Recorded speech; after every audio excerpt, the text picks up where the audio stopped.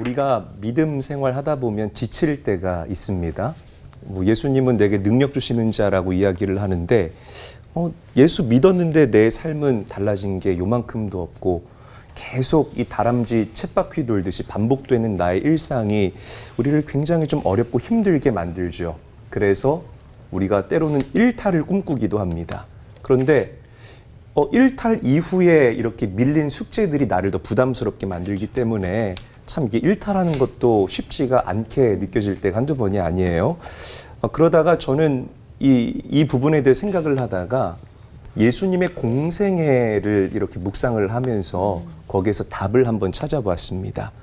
예수님께서는 이 땅에서 사역을 하시는 동안 하여튼 온갖 종류의 고난을 다 경험하신 분이에요. 관계의 고난, 제자들에게 배신당했죠. 육체적 고통, 그리고 정치적인 압박, 그리고 그 마지막이 죽음이라는 정말 우리가 가장 두려워하는.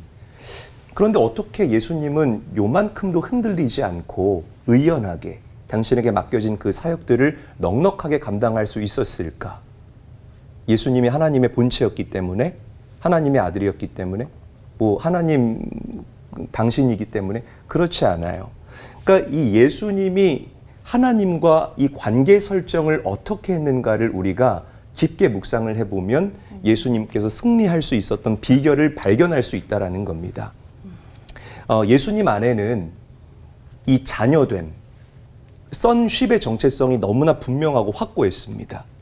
나는 전지하시고 전능하신 하나님의 아들이다 라는 이 자녀의 정체성이 예수님을 단단하게 하고 예수님의 사역을 승리로 이끌었다라고 저는 말씀을 드리고 싶어요. 그래서 우리 믿는 사람들도 날마다 이 내 안에 정체성을 항상 확인하고 또 확인하고 확인하는 그 작업들을 반복해야 된다라고 생각합니다. 우리 믿는 사람들 안에 하나님을 아버지로 부르고 하나님을 신뢰하는 이 자녀됨의 정체성이 없게 되면 이런 영적인 모호함이 여러분들을 더욱더 피곤하게 만들고 우리를 더욱더 지치게 만들 수밖에 없다라는 거죠. 예수님처럼 자녀됨의 정체성이 우리 안에 분명하게 되면 우리는 세상이 던져주는 그 수많은 키워드와 저항들을 넉넉하게 브레이크드루, 돌파하면서 승리할 수 있게 된다라는 거죠. 내가 믿는 하나님은 신실하시다. 그분은 나의 아버지이시다. 그분은 나의 도움이 되신다. 예전부터 지금까지 하나님께서 틀림없으셨듯이 앞으로도 나의 삶을 이끌어 가시고 디자인하실 그 하나님은 틀림없으신 하나님이다. 그러니까 이 아들이 아빠를 의심하지 않잖아요. 그처럼 나의 하나님을 온전하게 믿는 이 자녀됨의 정체성이 우리를 떳떳하게 하고 당당하게 할 수 있다는 겁니다. 이 노아 방주 이야기를 예를 들어볼게요. 하나님께서 노아에게 방주를 지으라고 말씀하신 다음에 이 설명서를 하나 주셨거든요. 그런데 그 설명서에는 방주에 들어갈 재료들, 방주의 크기, 방주의 어떤 모양들, 그리고 방주에 탈 그 동물들의 이 종류까지 하나님이 구체적으로 적어주셨어요. 이 설명서를 잘 살펴보니까 빠진 게 두 개가 있었습니다. 하여튼 저 같은 ENTJ들은 좀 피곤해요. 빠진 게 두 개 있는데 뭐가 있었냐면 먼저 이 방주가 움직여야 될 이 동력 장치가 없었어요. 그리고 두 번째는 이 방주의 방향을 조정하는 그렇죠. 키가 어떻게 그렇게 잘하세요? 네, 키가 이렇게 없었죠. 우리도 목사예요. 아, 네. 그러니까 저 같은 사람은 이게 계획돼야 마음이 편한 사람인데 저는 하나님께 물어봤을 겁니다. 하나님 이거 설명서 잘못됐는데요. 두 개가 빠진 것 같은데 하나님 실수한 것 아닙니까? 목사님들 같으면 물어보실까요? 물어보죠. 감사해요. 목사님. 저는 그냥 갑니다. 저는 그냥 가죠. 어떻게 물어보실 것 같아요? 네, 넘어갈게요. 그러니까 저는 물어볼 것 같아요. 근데 노아는 묻지 않아요. 하나님께서 주신 그 설명서 그대로 그 방주를 만듭니다. 몇 년 동안? 120년 동안. 그러니까 노아의 마음 안에는 내가 믿는 하나님은 신실하신 하나님이다. 우리의 아버지 되시는 그 하나님은 틀림없으신 하나님이다. 지금 당장 내 머리로는 이해가 되지 않고 뭔가 조금 부족한 면이 있어 보이지만 하나님이 나에게 주신 이 설명서는 가장 완전하고 가장 정확한 설명서일 것이다라는 하나님을 전적으로 신뢰하는 이 자녀의 정체성이 노아의 마음 가운데 자리하고 있었다라는 겁니다. 마지막으로 예수님께서 우리에게 보여주신 믿음은 아버지 하나님을 전적으로 신뢰하는 자녀의 믿음이었습니다. 내가 육신으로 이 땅을 살아가는 이 육신의 삶이 십자가의 죽음으로만 끝날 것이 아니라 결국에는 영광스러운 부활로 끝날 것이다라는 이 진리를 예수님께서는 신뢰했다라는 거예요. 왜? 이 안에 sonship, 자녀됨의 정체성이 너무나 분명했기 때문이라는 것입니다. 사랑하는 올포원 시청자 여러분, 오늘 여러분들 안에 이 명확한 sonship, 이 자녀됨의 정체성이 확립될 수 있기를 예수님의 이름으로 간절히 축원합니다.